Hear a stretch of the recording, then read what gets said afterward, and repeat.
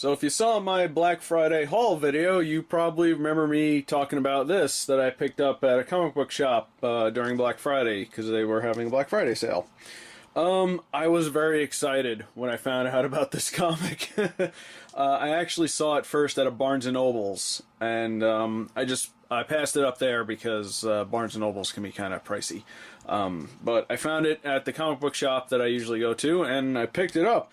And like I said, I was really excited about this because Street Fighter and G.I. Joe, it works like so well together because like Street Fighter has a a military element to it, and they fight a dictator, and that's basically what G.I. Joe is.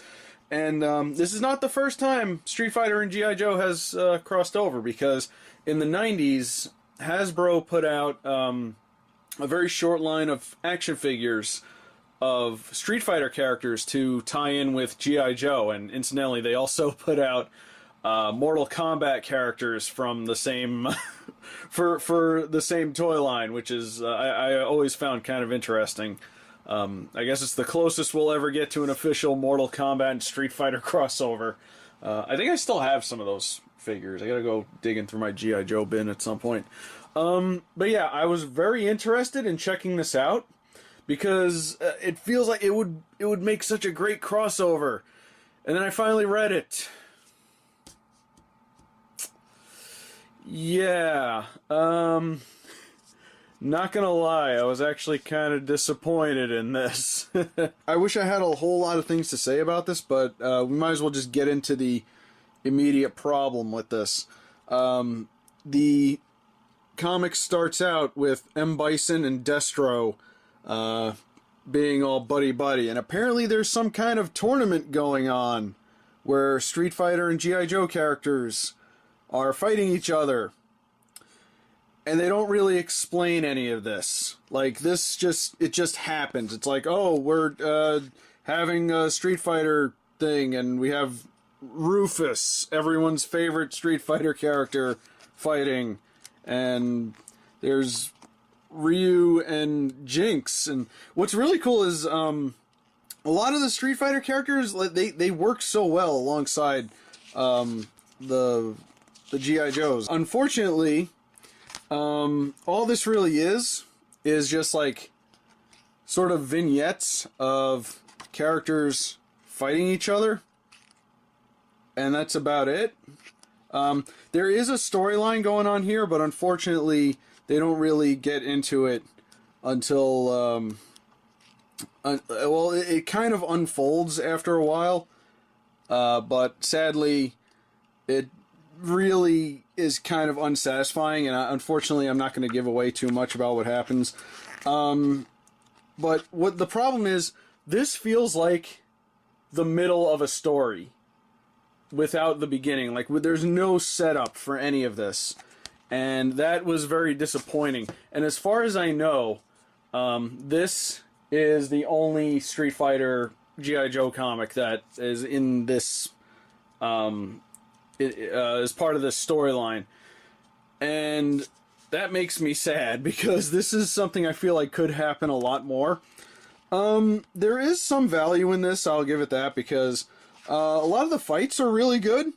There's Rufus. There's that weird Turkish oil wrestler guy. God, what was his name? What the heck is his name? Hakan, I guess. Yeah, he's freaking weird. What is up with his hair? Look at that. That cannot be his hair. That even by like anime standards, that's impossible.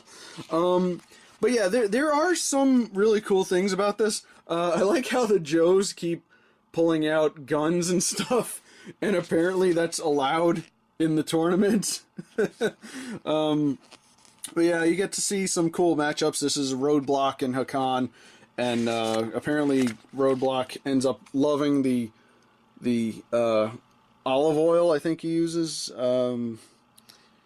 What the heck does he use when some kind of cooking oil he uses when he greases himself up, and because Roadblock is the chef of or one of the chefs of G.I. Joe, he really loves it. You get to see, oh, here's a really good one. You get to see Gung Ho and Guile go at it, and you get to see Guile take Gung Ho to Suplex City! By God! So that was really cool. A lot of weird things happen in this. There's Dan Hibiki, or is it Dan Hibiki? Some cool artwork. I love this. I love Chun-Li and Baroness. God, there's way too much Rufus in this comic. I'm not too familiar with like characters from like Street Fighter 4 or anything like that. I've played a little bit of it, but a lot of the newer characters of Street Fighter I'm not too familiar with. Like Rufus is just all over this comic. Really? Another thing that was kind of disappointing, because this kind of starts in the middle, we miss out on a lot of cool stuff. Like, apparently Ryu was training Jinx, and they just kind of mention it, and it's like, when did that happen? I want to see that. It's not fair. You know, a couple other characters fit in really well. Here's Jinx going ham on M. Bison. That's awesome. And there you see some of the other characters, and that's another issue that I have with this. A lot of the other characters really don't do a whole lot. They're just kind of there. In certain parts they're watching. They see Vega, you see Lady J, there's the Tomac and Zaymot. I really wish that. This is a really good. I guess that's another really cool thing. The artwork and some of the like splash pages and stuff are really good. I don't really want the back of this actually has some really cool like artworks for the crossover. A lot of these are really good. Here's the problem though.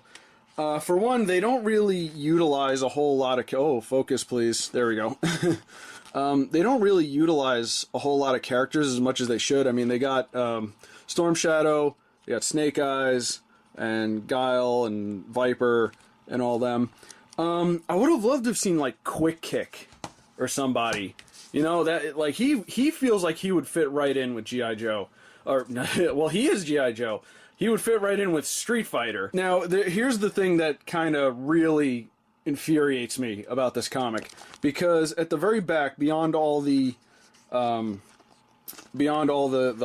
which is again is really cool, they have this thing where they mention earlier matches where other characters fought, which is basically they take place before this comic starts, and all they are is just text.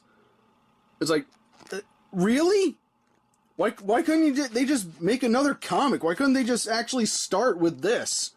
See, this really infuriates me. Like, Storm Shadow versus Fei Long. Actually, I would have loved seen Quick Kick go against Fei Long. That would have been perfect.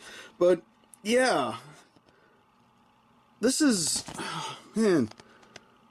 Gung Ho versus Dalsum. That's a weird matchup. Ryu and Overkill. Jinx and Blanca. Ooh, I would have loved to seen that. Hakan and Shipwreck. Shipwreck doesn't even make an appearance in this at all. Yeah, see, there's some more characters. Zangief and Rainbow Mika, and there's Shipwreck right there. Oh man, this isn't horrible, but oh man, this could have been so much more than what it was, and that just really disappoints me. I kind of hope this isn't the end for Street Fighter and G.I. Joe. I hope they do other stuff. I mean, the way this ends, without giving away too much, is they do set up for something else, but I don't know if they've already started that or if they're going to do that, but there's so much potential here, and this is not enough. So, yeah, I guess that's... I guess that's really all I got to say about that. Really wish this was better than what it was, but, you know, what are you going to do? So that's my review of Street Fighter Cross G.I. Joe. It's really nothing but fan service, and it's not, like, good fan service in the way that, like, the Ghostbusters Get Real comic was. This is more just pure fan service with little little substance to it. Really hope they give this another shot at some point. But as for this right now, unless you're like a hardcore fan of G.I. Joe Street Fighter, I'd probably stay away from it, sadly. Might get some enjoyment out of it, but I can't really recommend it for everybody.